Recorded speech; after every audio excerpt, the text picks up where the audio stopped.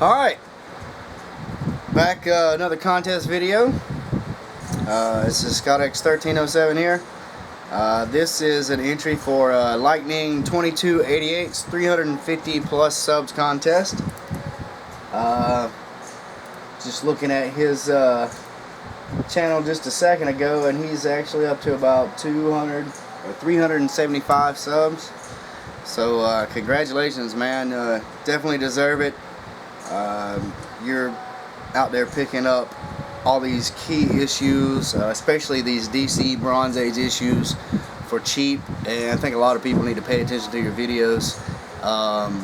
You're getting these now before the DC movies start coming out, and very smart thing to do, I believe. I've kind of taken to copying your strategy a little bit. I'm picking up these Bronze Age DC keys and things when I find them for cheap. So thanks for those tips.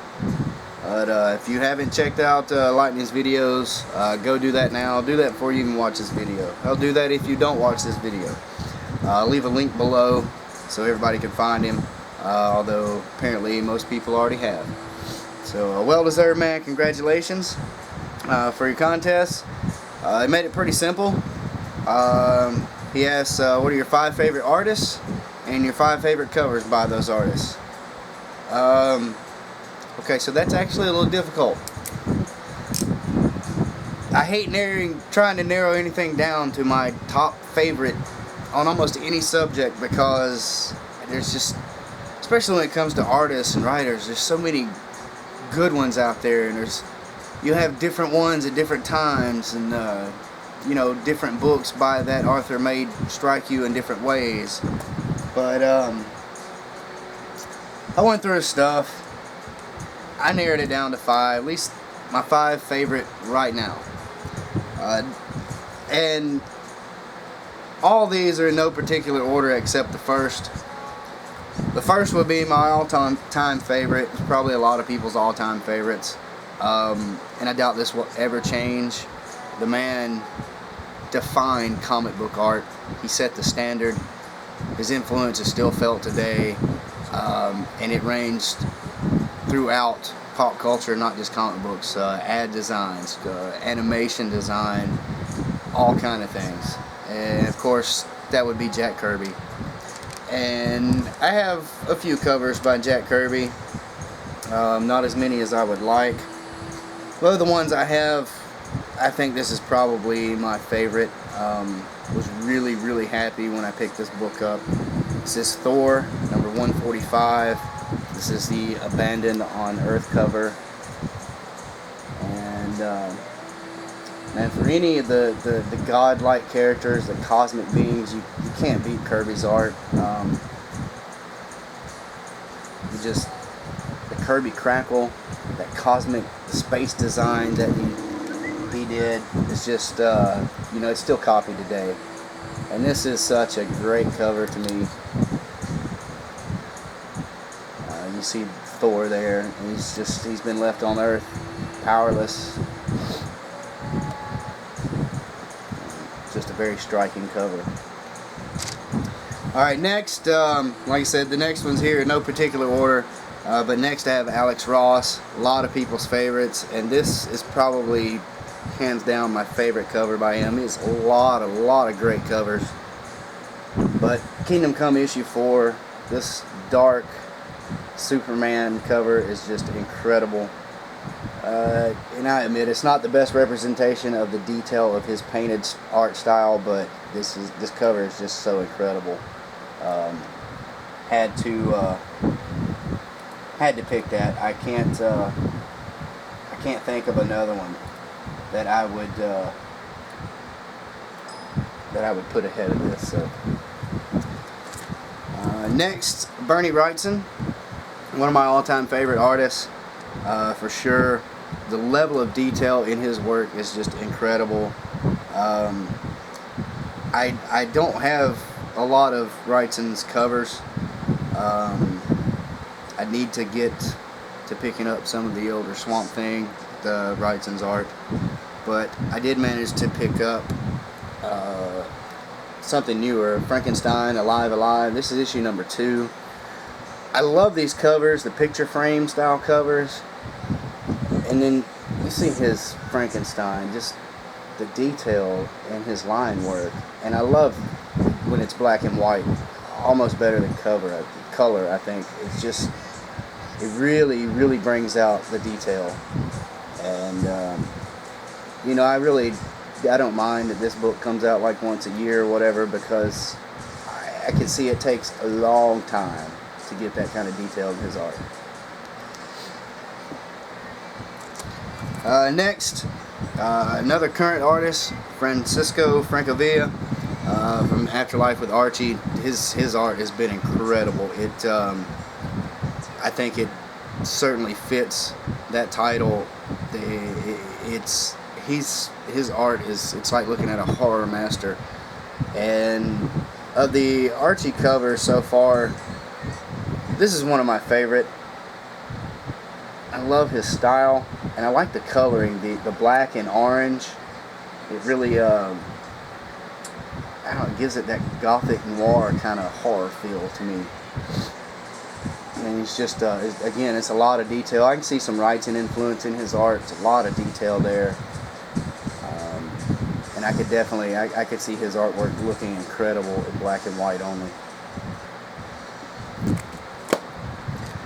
And last is Joseph Michael Linsner. Ever since I discovered Dawn in the 90s, he's been one of my favorite artists. I love his style, and the way he depicts Dawn is it's very realistic in his artwork, and this is probably my favorite cover by him, at least that I own. And I love the fact that this image offends women, the sarcastic tone there, and the way he draws Dawn, it looks like a real woman. Makes me believe he has, at least there had to have been a model to begin with, but I don't know. His artwork is incredible, and yeah, a lot of his faces look the same, but still, I think he's a great artist. Everybody has that one little flaw. Nobody's perfect. Alright, now, the next question is a very, very difficult one.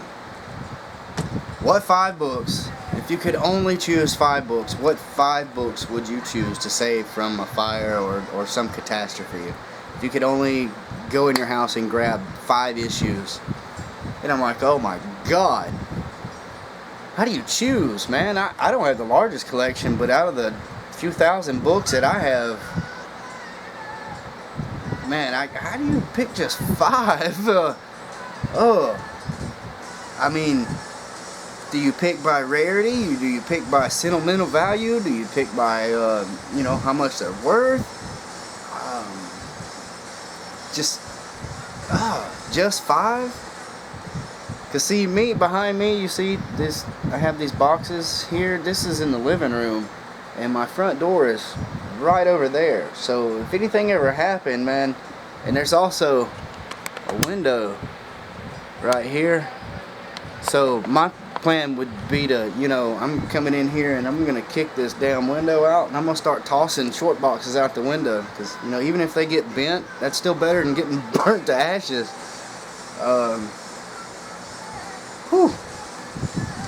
I did my best, and I'm going on the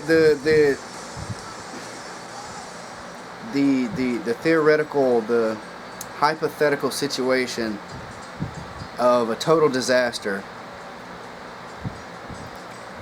and you can only grab 5 books. What 5 books would I grab? And I have to go by, I picked one kind of on sentimental value. I picked the others on monetary value and rareness, mainly. And I just showed this one. This is the one I would pick. It's for sentimental value. Book is worth a little bit of money in better condition. This is maybe VG at best, but it's that Thor 145. I have the reprint of it since I was a kid. when I found this book, the original printing of the Thor, I was so excited, and I can't imagine losing this book now. So that would have to be one. The next one would have to be Saga #1, simply because it's the one newer book that I was lucky enough to pick up when it came out and watched the price skyrocket. So if nothing else, I could sell this for a little bit of money and help to restart my collection if I lost everything else. And that's kind of the reason I picked this one. This is Cursed Pirate Girl #1. This is first printing. Jeremy Bastian art. He almost made my favorite artist list. He's one of my favorite new artists. Very highly detailed. But this book was such a low print run. It's so rare, and I mean, it's going for well over $100 most of the time on eBay. So if nothing else, again, I could sell this and to help restart my collection, or to help buy a new house or whatever. The next two, they're worth a little bit, not the most expensive books, but they weren't the easiest to find for me, and I looked for them in good condition for a reasonable price for a while. First of that would be New Gods #1. Again, I know you can, it's pretty easy to find a high grade copy. It's just finding one at a decent price usually. And guides for you know, $100 and something. You can usually get a little cheaper than that on eBay, even in high grade. But it's also a book because of Darkseid being my favorite character, and this is like his third appearance. It's also first appearance of Orion. I love the Jack Kirby art and his whole Fourth World Saga at DC, so I'd have to keep this one. And last, and this was hard, man. There were, you know, I got a stack of books, so, you know, out like this that I'm going through, like, you know, this one, yeah, no, this one, no, this one. It's, ugh. And I finally came up with this one because of, it's one of my favorite characters, one of my favorite heroes. And this book has shot up in price a lot recently. And that's Wolverine #1 from the limited series. Again, a little bit of sentimental value, but it's also worth, you know, enough money that if nothing else, I could take and sell it and have a little bit of money to restart. So that was some very difficult questions, even though they were kind of simple questions. That's hard to choose. It's hard to choose favorites on anything, and then, man, only picking 5 books that you would save in a fire or some kind of disaster. I wish I had something like Walking Dead #1 or you know, Fantastic Four #1, something like that. I don't. That would definitely make the list, because, you know, you could turn around and sell something like that and completely restart your whole life. But yeah, those are the books I think I would choose, at least right now. If you ask me next week, it might be different. And then he has a shout out to YouTubers you think don't get enough play. And there are a lot of new guys out there putting out some good videos, picking up some good books, great personalities. That's another one that's kind of hard to pick just 2, so I may pick a couple of extras if that's alright. My first, I believe, would have to be Chris Holden. He's doing a 50+ subs contest right now. He's still fairly new, and he's putting out some good videos. A guy from the UK. So check him out. I'll leave a link below, not only to Lightning's channel, but to these couple of YouTubers here. Also, then comic book dude.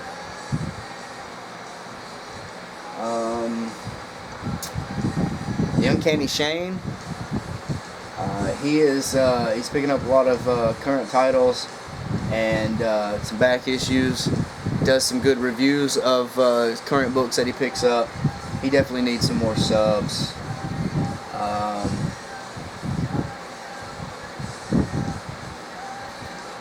And I've given a shout out to Sarge TD before, but please check his channel out. He's got a lot of you know, Bronze Age books, and he talks about you know, a lot of the history of the books and things like that. So check him out as well. And well, that's 3, so I guess that'll work. Excuse me, make sure I write these down. So I'll leave a link to those guys below. Please check them out. They definitely need some more viewers, some more subs. They're putting out some great stuff. So everybody go show them some love, please. So thanks again, Lightning. Congratulations on the subs, man. You'll be at 500 before you know it. Well deserved. And yeah, again, check his videos out. A lot of great tips on those Bronze Age DC books that will be, I think, will be hot pretty soon. So go check him out. And thanks again, man. Everybody take care, and we'll see you next time. Appreciate the views. Keep reading those books. Later.